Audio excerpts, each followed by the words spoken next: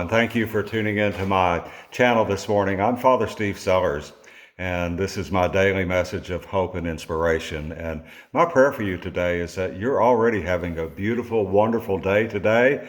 I hope you're finding opportunities in your life to experience God's blessings and God's love.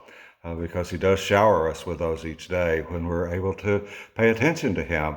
And if you're not quite there yet, well, maybe I can help you on your journey today to experience the joy and the love of the Lord.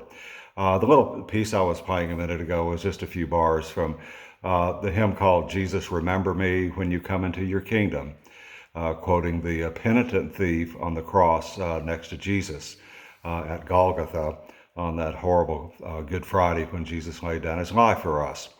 But Jesus, remember me. Jesus will always remember you. That's my simple message for today.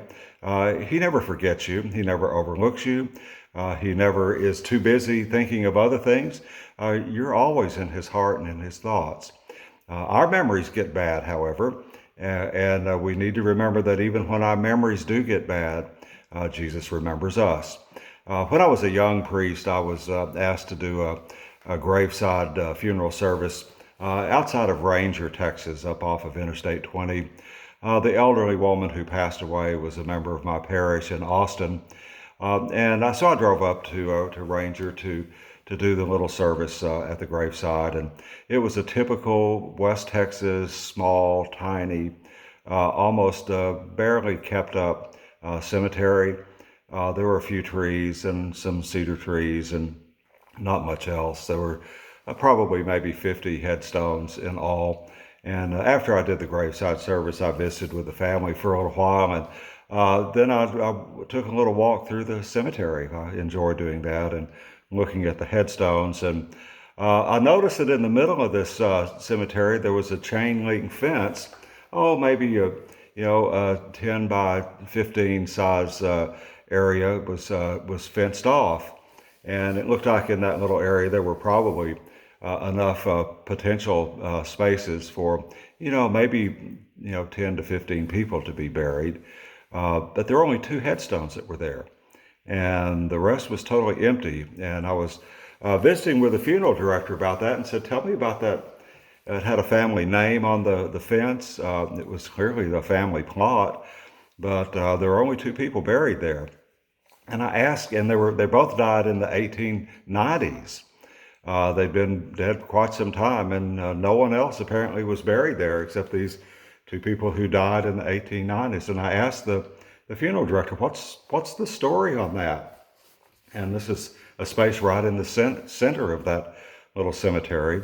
And he told me, he said, well, that family, right after about the time they died, they started fighting with each other. And they got all mad at each other, and they stayed mad at each other, and no one wanted to live together anymore. They didn't want to live in the same town, and they weren't even going to be buried together. That's how angry they were with each other. So the anger that this family carried through life, they tried to carry it into the next life too. And they, by gosh, were not going to be buried next to old so-and-so because they had a grudge that was horrible. And it is horrible. Grudges are terrible. We're not meant to carry grudges.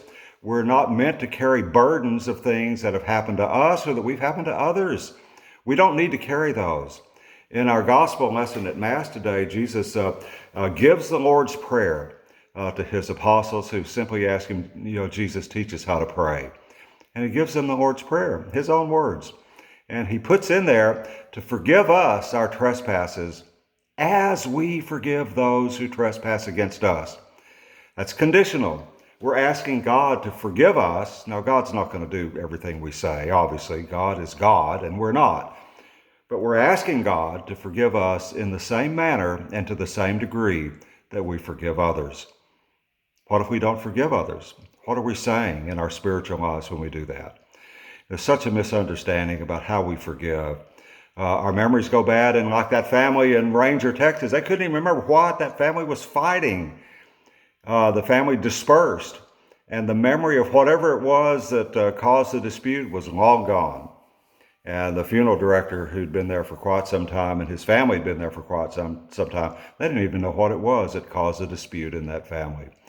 And so But we can get rid of our anger at others, and no matter what they've done to us, by taking it to the Lord in prayer. Give it to God. Don't carry it. As some of my elders in the faith used to say, give it up. Give it up. Give it up to the Lord. We're not meant to carry it. And you can go to the Lord at any time. If someone has hurt you and you can't go face them, or you don't even remember who they are, go to the Lord in prayer and ask Him to forgive them. And then tell God that you forgive them too, and then pray for them. And then you've done what you can do. The rest is up to God. If a miracle happens and that person who hurt you comes to you for some reason 30 years later and said, I'm so sorry for what I did to you 30 years ago, you can look at them and smile and say, I forgave you a long time ago. And you did. Give it to God. Our memories go bad. I discovered a stack of baseball cards. These are actually replicas that I didn't know I had. I'd forgotten all about them, including one that if this were the real card would be worth an absolute fortune. This is the great Cy Young, a baseball card from 1910. Look up in the Major League Baseball records and see who holds the record for the most total wins over a career as a pitcher. Cy Young is at the top of that list. By a long shot, he won 511 games. Everybody remembers Ty Cobb. Nobody remembers Jake Dalbert of the Brooklyn Nationals. Jake Dalbert had a 14-year career with the Brooklyn Nationals, ending in 1924. He died from taking a baseball to the head that year, and it caused a brain injury that he died in 1924. Nobody remembers Jake Dalbert anymore. But look up the record in Major League Baseball for the most sacrificed bunts, and you will find Jake Dalbert's name at number 2 with 392 sacrificed bunts. Our memories go bad, but Jesus will never forget you. And remember that He loves you with His whole heart. May you have a blessed day today. God bless you.